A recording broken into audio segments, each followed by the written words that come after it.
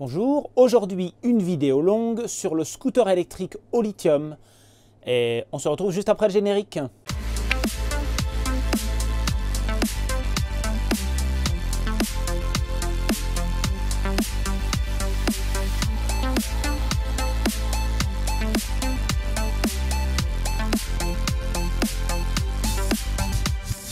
Aujourd'hui, on va parler de mobilité, mais pas de mobilité en général, ça on verra dans... Soit vous l'avez déjà vu dans la vidéo sur les véhicules électriques, soit on le verra un peu plus tard. On va vraiment se concentrer sur le scooter, parce que j'ai du travail à faire dessus. J'ai des tests à faire, j'ai des remplacements de batterie, vous allez le voir tout au long de la vidéo, des manipulations. Et j'ai des tests d'autonomie et des calculs à faire. Donc vous allez pouvoir me suivre un petit peu là-dedans. Ça a duré pendant 1 an, mais je vais vous raccourcir ça le plus possible pour que ça aille à toute vitesse.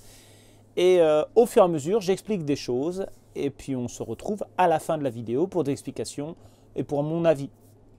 A tout de suite.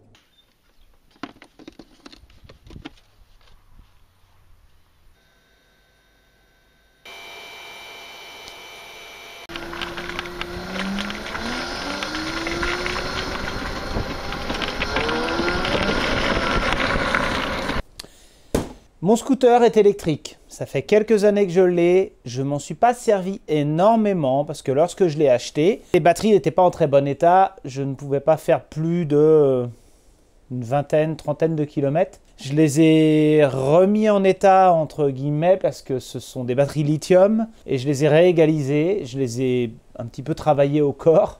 Il y en a certaines que j'ai mis en parallèle. J'avais un autre scooter déjà avant, c'est pas le mien, c'est celui de mon voisin, qui m'a permis d'avoir des batteries en rab, quelques éléments qui fonctionnaient. Ça m'a permis de retaper un peu celui-là. Il est remonté à 40 km d'autonomie, qu'à, on va dire, l'année dernière, ou cette année, enfin ces derniers mois en tout cas, où l'autonomie est entre 15 et 20 km. Sans rouler trop vite. C'est vraiment la fin des batteries. Le scooter a fait 29 000 km en tout. Les batteries sont plus vieilles que réellement usées, entre guillemets. J'ai beaucoup réfléchi, je pensais le revendre, je pensais faire tout un tas de choses et finalement j'ai racheté les mêmes batteries. Celles qu'il y avait d'origine dedans. Ce sera les mêmes capacités. Je voulais mettre plus gros mais je ne pouvais pas. Donc là aujourd'hui, je vais démonter le scooter et je vais remplacer les batteries. Des batteries que j'ai reçues il y a 5 mois maintenant. Ce scooter de la marque ADS, c'est une marque française mais qui importe du chinois, qui assemble du matériel chinois en France. C'est pas un scooter d'une très bonne facture. Disons que l'ensemble des soudures, l'ensemble du châssis, alors c'est un scooter thermique à la base qui a été modifié en électrique. Et l'ensemble de la construction est un peu légère, disons. Mais bon, à peu près comme presque tous les scooters du marché d'importation, si on peut dire. Mais il fait le job. C'est un équivalent 80 cm3. En gros, ça veut dire qu'il roule à plus de 50 km/h et qu'il faut un permis B ou A1. Le mien, il roule à 80, c'est pour ça que c'est ADS 80. L pour lithium et 4 pour 40 ampères-heure. Il faut en même temps que je répare 2-3 trucs. J'ai un problème sur les clignotants. J'ai eu déjà 2-3 petits soucis avec ce scooter-là. Un problème de Neumann que j'ai résolu avec un sectionneur que j'ai caché sous le coffret ici. Mais il faudrait que j'essaie de remettre un autre Neumann. Je ne sais pas si je vais le faire dans la vidéo. Voilà, des petits soucis électriques, des petits soucis pneumatiques, des petits soucis d'hydraulique. Que des choses d'entretien courant sur un 2 roues en fait. Mais là, je vais vraiment me concentrer sur les batteries et puis je vais vous faire un petit schéma. On va voir un peu comment c'est à l'intérieur. On va essayer de repérer les différents éléments. Puis je vais vous faire un petit schéma du schéma électrique, de comment fonctionne ce scooter. Alors, il y a plusieurs variantes sur les scooters électriques. Ici, on est sur une roue moteur. C'est vraiment, le moteur est dans la roue. Le chargeur que j'ai, c'est un chargeur donc pour le lithium, mais il n'égalise pas les batteries. C'est-à-dire qu'il se contente d'envoyer de l'électricité. Et le BMS qui est dans les batteries ne les égalise pas non plus. Il se contente de couper le courant quand on dépasse une certaine tension, en seuil haut ou en seuil bas. Il y a un modèle, alors j'avais un chargeur comme ça qui égalisait. Il y avait 30 fils, 30 conducteurs pour égaliser tout, comme sur les batteries de modélisme et autres. Moi, je ne l'ai pas. Enfin, je ne veux pas le câbler dessus, ça va être trop compliqué.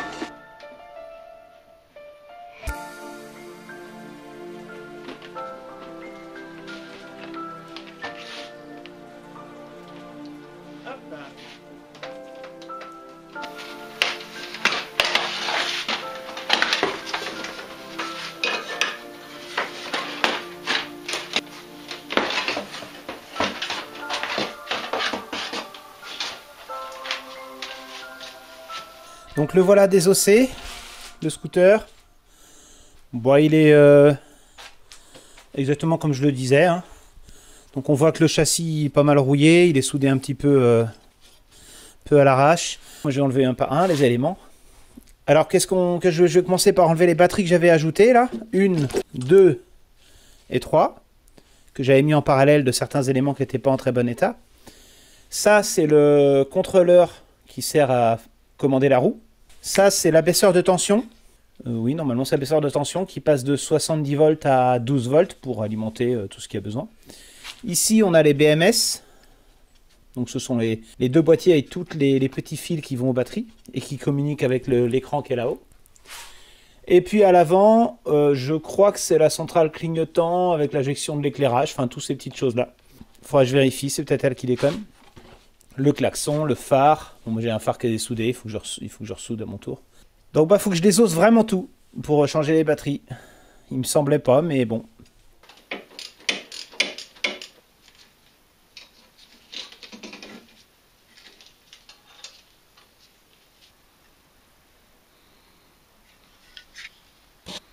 Donc voilà, j'ai défait le contrôleur, enfin c'est ça, le contrôleur d'accélération. Alors c'est un 80 ampères, donc il est de 2009. Ouais, c'est ça, ça lui fait quelques années. Donc il y a le repère des couleurs de dessiner au bout là, mais bon, il n'y a plus grand chose d'écrit. Je peux lire encore le rouge, 5 volts, et les autres, il y a quelques codes moteur. Bon, moi je décable pas, hein. J'ai juste enlevé le moins que j'ai repéré avec des fils vert jaune. Je crois que c'est le seul que je vais mettre avec des scotch de couleur comme ça. Parce qu'il y a plusieurs fils moins. Et donc on voit qu'il y a 5 compartiments de 4 batteries qui sont déjà des éléments entiers. Au milieu, il y a un petit faisceau qui va jusqu'aux différents BMS ici. Donc moi, il va falloir que je fasse un petit schéma d'implantation des batteries pour me souvenir comment elles sont câblées. Ils emboîtaient des éléments de 4 et puis les faisaient coulisser comme ça jusqu'au bout. Et puis à la fin, ils mettaient le dernier en face, là ou là, je ne sais pas, ici peut-être. Et donc moi, je vais repérer les fils noirs. Normalement, ils ont tous un petit numéro, mais je préfère les repérer avec un petit scotch blanc et un numéro à moi, parce que on n'est pas à l'abri d'une erreur. Normalement, je ne suis pas censé trop me tromper, parce qu'en fait, ils sortent à un endroit précis à chaque fois sur le tauron. Une erreur est vite arrivée. J'ai fait mon petit schéma, de l'arrière vers l'avant, j'ai numéroté toutes les batteries.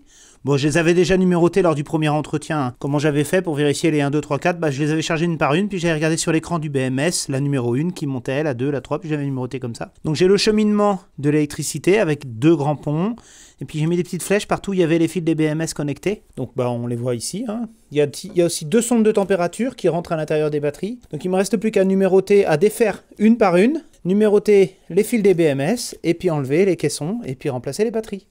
Donc tous les éléments sont désolidarisés, tous les fils ont été repérés, les sondes enlevées. Donc maintenant je vais pouvoir commencer à enlever ça.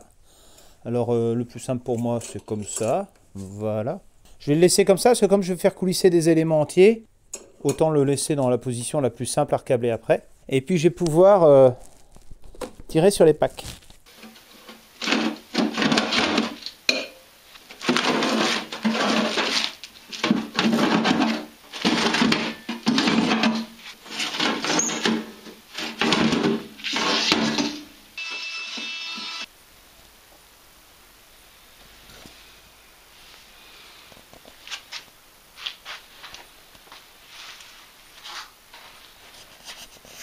J'ai pas pu réutiliser les berceaux des autres batteries parce que celles-là sont un peu plus larges. Donc en tout, j'ai presque 5 mm en trop. Donc, du coup, je les mets à l'unité et je les cale. Et pas trop de choix. 13, 14. Normalement, j'ai vérifié le sens de toutes les batteries pour les polarités. Elles sont toutes chargées une par une. Enfin, je les ai toutes mises en parallèle pour les charger. J'ai considéré qu'elles étaient chargées quand il y avait presque plus de courant qui allait dedans. De toute façon, je leur referai une charge parce que ça fait bien 3 mois qu'elles sont chargées, mais elles tiennent très bien à la charge. Tant qu'il n'y a pas de BMS qui consomme dessus, c'est un peu le défaut de ce genre de batterie, c'est si votre BMS est consommateur, bah, l'élément il a beau être super en termes de faible autodécharge, bah, si vous consommez dessus 1 watt en permanence, bah voilà, c'est dommage.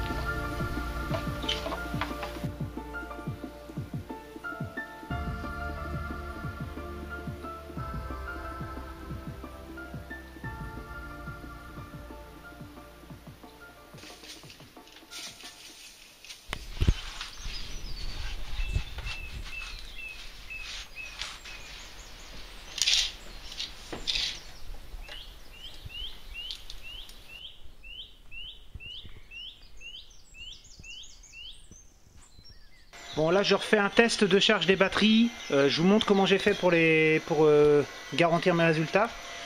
J'ai un premier compteur qui me donne les wattheures et les watts, alors ce sont des voltampères sur le 230 volts.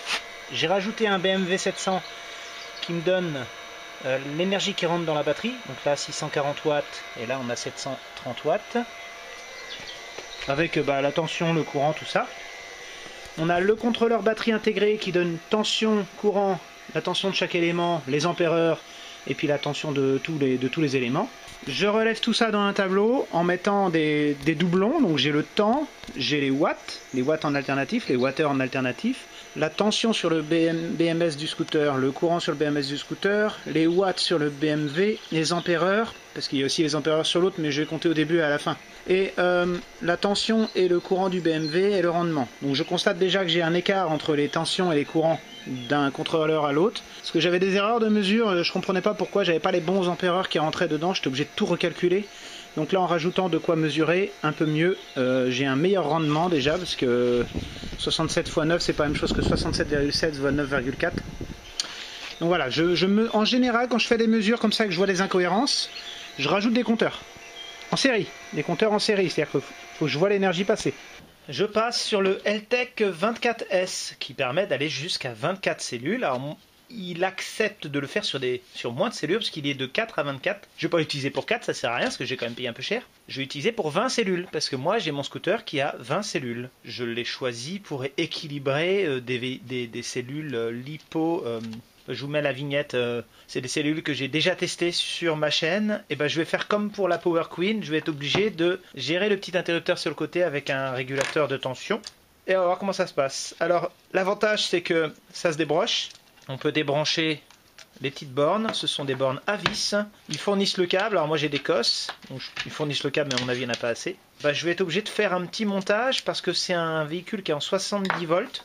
Entre 60 et 70 volts on va dire. Je n'ai pas de relais de détection de tension de 70 volts, donc je vais installer un BMW 700 sur mon scooter, qui sera super pratique parce que j'ai remarqué que le contrôleur batterie existant est un peu faux. Ça me permet d'avoir tout un tas d'infos sur ma batterie un peu plus fiable, et c'est lui qui va déclencher l'égalisation. Mais il ne peut pas la déclencher comme ça, parce que je suppose que c'est comme l'autre, ça doit être un va-et-vient, enfin c'est un interrupteur. Donc je vais être obligé de commander un petit relais en 12 volts, alimenté par l'abaisseur de tension du scooter. Ce qui n'est pas grave, puisqu'en fait on est obligé de démarrer, enfin on est obligé d'allumer le scooter pour charger de toute façon, donc on a forcément du 12 volts. Donc ça me permet que quand j'enlève la clé du scooter, l'égalisation s'arrête, ce qui est pratique pour moi. Donc on va faire comme ça. Je l'ouvre, donc j'enlève les deux bornes, j'ai déjà préalablement dévissé les vis, et il faut l'ouvrir ici.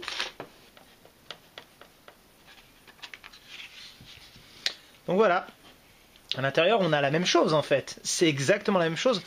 Par contre, je remarque que je n'ai pas le petit voyant, je n'ai pas la petite LED. C'est embêtant. Ou alors je le vois pas. Parce que j'aimerais bien savoir à quel moment il est en marche, à quel moment il est éteint. Alors, c'est écrit dessus, marche arrêt. Donc, va falloir que je vois. Il faut que je réussisse à le sortir. Et la carte électronique est derrière. En fait, là, on n'a que les bobines et les condensateurs. C'est le même interrupteur, c'est un va-et-vient, il faut que je le dessoude. C'est la même carte, mais en plus grand. Mais vraiment, j'aurais aimé avoir la petite LED pour savoir à quel moment il est en marche. Bon, maintenant que je sais comment il fonctionne, c'est peut-être moins grave pour moi, mais voilà. Donc je vais déporter cet interrupteur. Sinon, il va falloir que je le fasse manuellement. Ce serait pas si grave, parce qu'à chaque fois que je charge mon scooter, je pourrais mettre l'égalisation en marche quoi qu'il arrive, si vous voulez. Mais c'est vrai qu'un peu d'automatisme, ça fait pas de mal à ce niveau-là. Bon j'ai installé mon contrôleur batterie là, qui m'indique 636 watts de charge. Mon égaliseur, je l'ai posé là pour l'instant parce que je voudrais tester mes soudures et le fonctionnement, voir si la carte elle est pas en train de griller. Je suis pas certain de ce que j'ai soudé, c'est pas très pratique. Je contrôle ici l'équilibrage des éléments. Je vais vérifier si ça marche bien. Pour l'instant tout est un petit peu en électron libre, vous voyez le contrôleur batterie est là.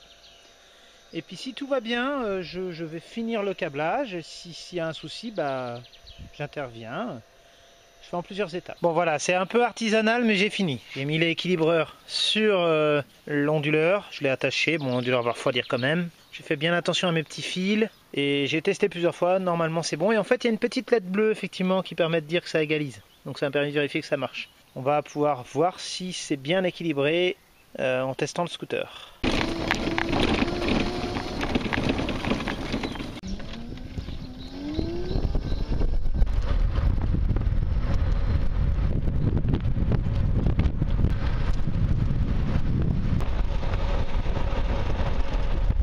Voici le schéma simplifié électrique du scooter. Je vous ai épargné tous les petits fils de couleur. Grosso modo, toutes les lignes rouges, c'est le déplacement de l'énergie avec les flèches. Et toutes les flèches bleues en pointillé, c'est de la commande. Les fils gris, c'est de la lecture, de la mesure.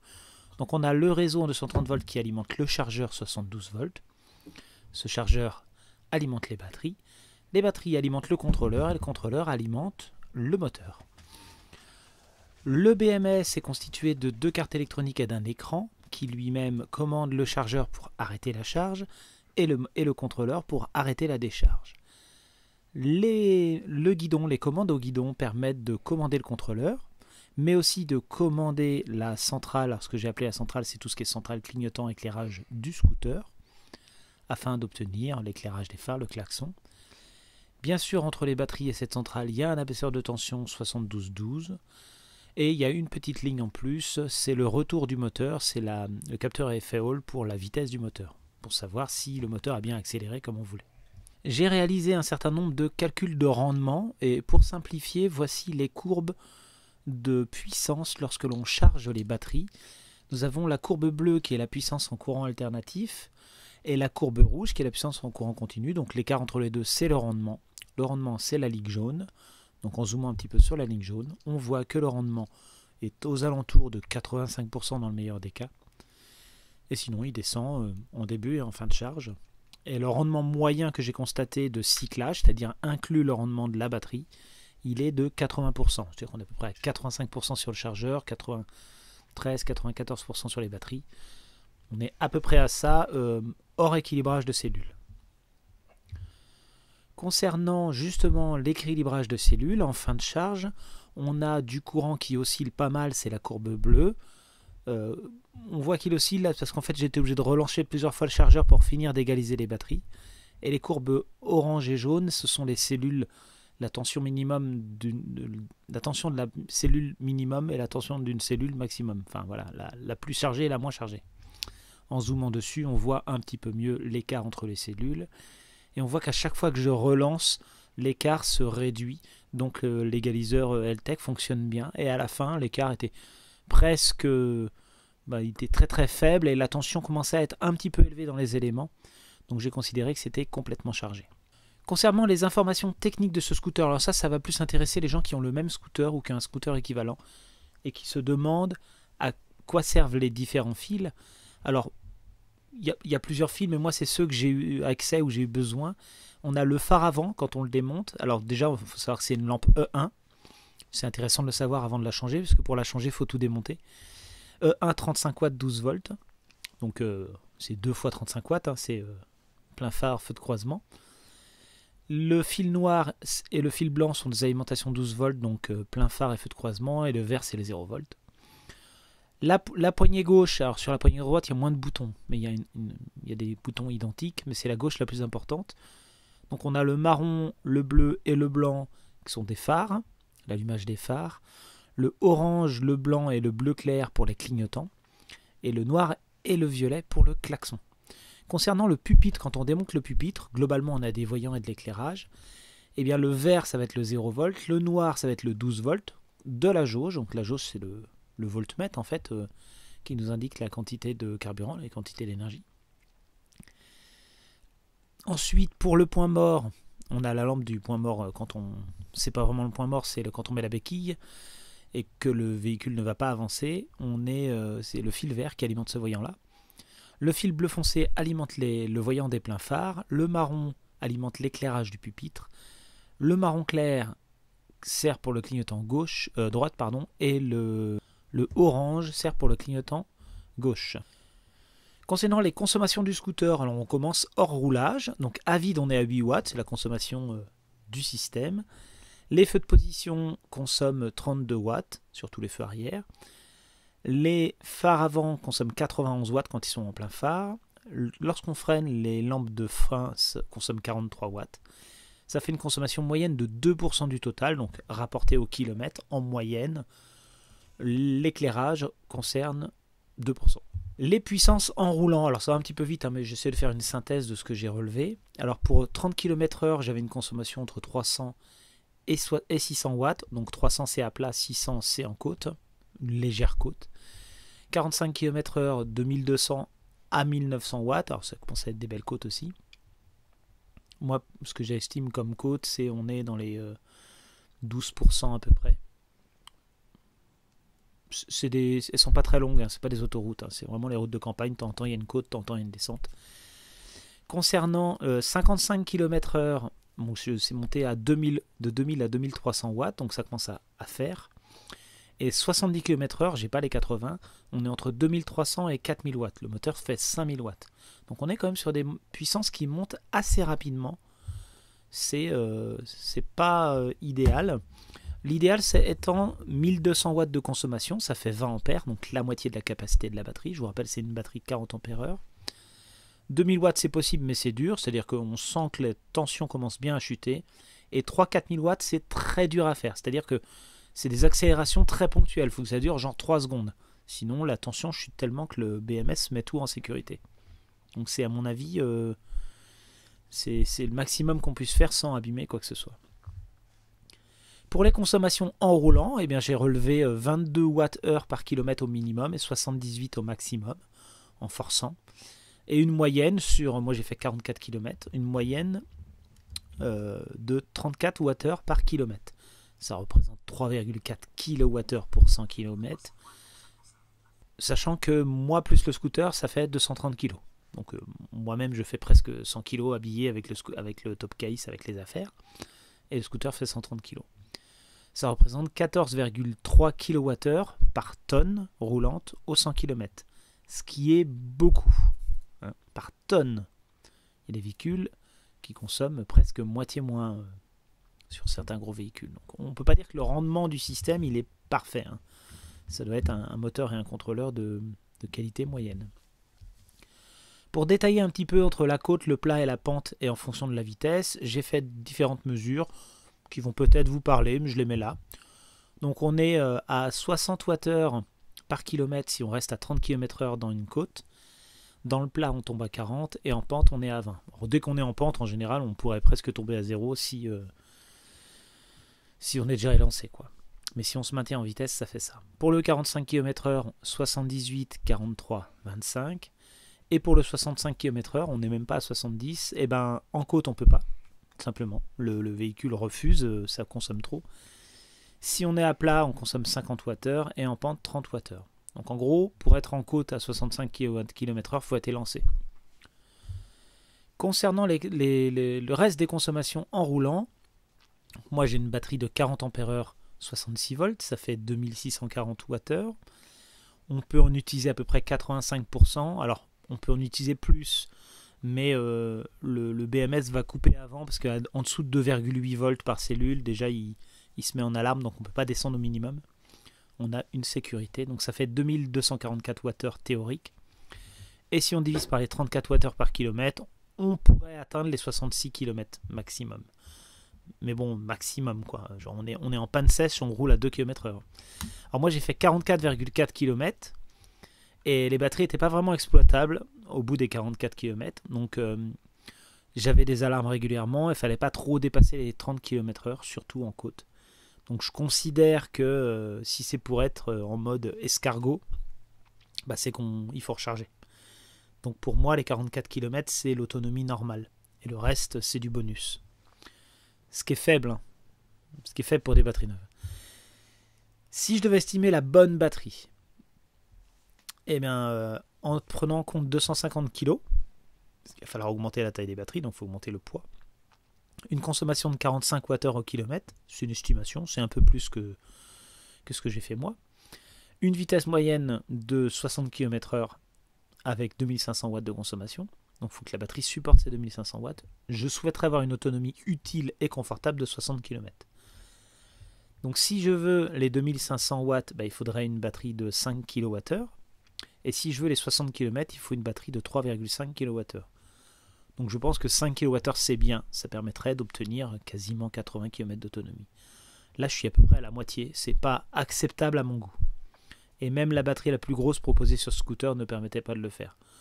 Donc si vous avez un scooter qui est capable de monter un peu vite en vitesse, vous voyez c'est pas 80 cm3 quoi. Il faudrait 5 kWh de batterie au moins pour que ce soit utilisable.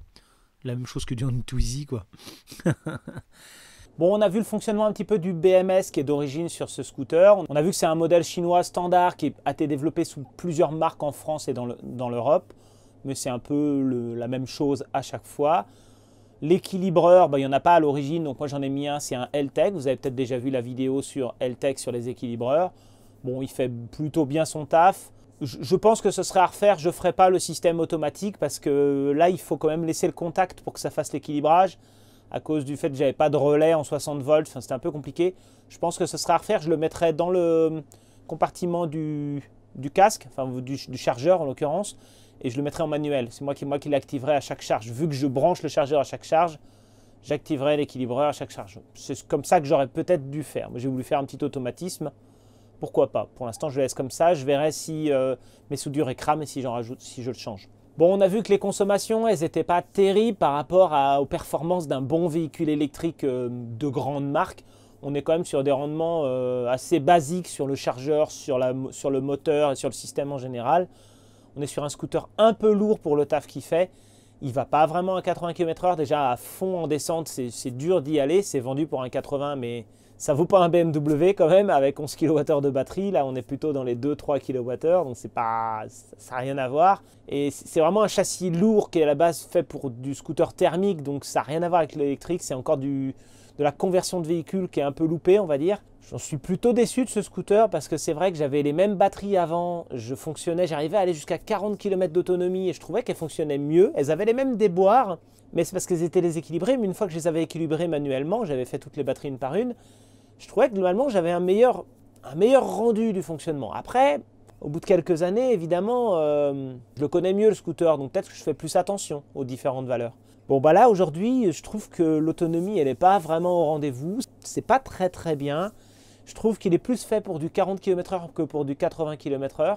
Alors on va me dire peut-être qu'il y avait comme il y a une version qui avait une autonomie supérieure, oui, ça existe, mais même avec 50% d'autonomie supérieure, je trouve que ça n'aurait pas couvert les à-coups de puissance nécessaires pour rouler à 80 km/h.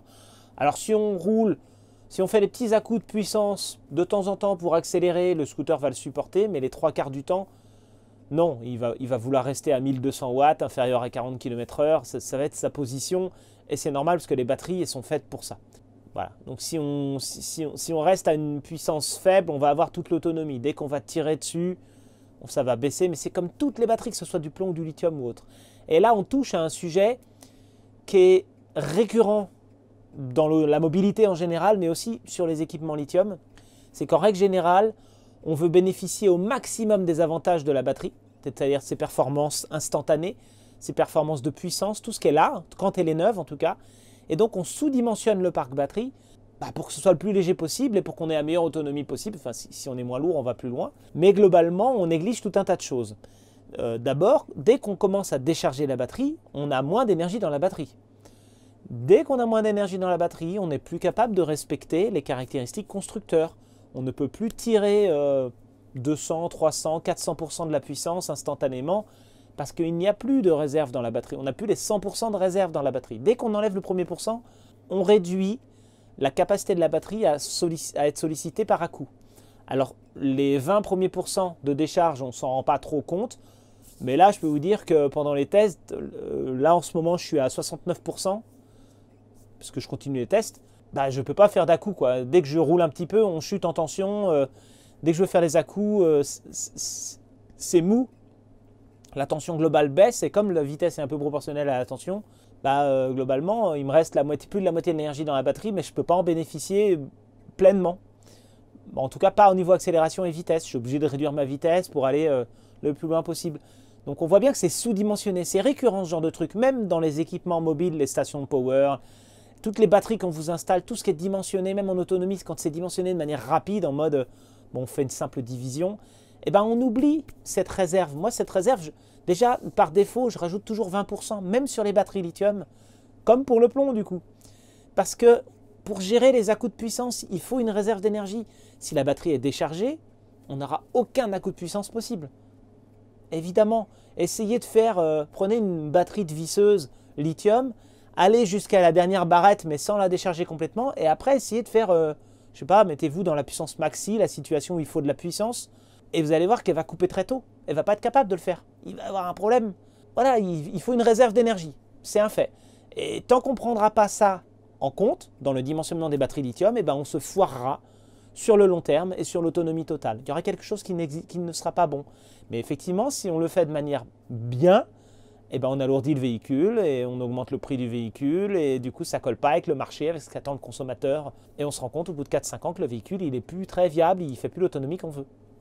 En plus de la baisse des cycles. Donc ça pour moi c'est dommage. Après ce scooter il me convient pour les trajets que j'ai à faire, mais par exemple hors de question d'aller faire les courses à 25 km de chez moi. Je sais que je ne pourrais pas. Pourtant il est donné pour 70 km d'autonomie, je devrais pouvoir en faire 50. Mais j'y arriverai avec mon vélo électrique, mais j'y arriverai pas avec le scooter. Donc je vais à 15 bornes, 8 bornes, et après il faut le recharger. C'est décevant, vraiment. Pourquoi utiliser un scooter pour ça du coup? J'aurais pu le faire en vélo. Bon, au moins j'ai le scooter de place, c'est plus confort, tout ça, mais voilà, moi ça me va pas. Je suppose qu'il y a plein de scooters sur le marché qui n'ont pas ce problème-là. J'avais pas vraiment ce problème-là avec les batteries NICD de la 106 et des scooters Peugeot. C'est pas, je les trouvais plus fiables. Après, peut-être c'était plus mou, moins rapide, je ne sais pas. Donc voilà pour mon ressenti sur le scooter. Ce serait à refaire, je ne le referais pas. Franchement, j'ai mis 1500 € dans les batteries, 1500 € dans le scooter. Je suis déçu. Bien sûr, je vais le garder, je ne vais pas le revendre 3000, personne ne me l'achètera, puis en plus j'ai fait la vidéo dessus. Donc je vais le garder, il me sert régulièrement, je m'en sers dès que je peux économiser du diesel, faire des petits trajets dès qu'il fait beau. Mais c'est vrai que ce serait à refaire, je prendrais plutôt une vraie moto du coup. Un truc qui tient la route. Mais j'ai pas 20 000 € à mettre dedans, donc voilà, on a ce qu'on paye en fait. Alors faites vos scooters avec les bonnes batteries, la bonne taille, hein, essayez de faire ça bien. À bientôt.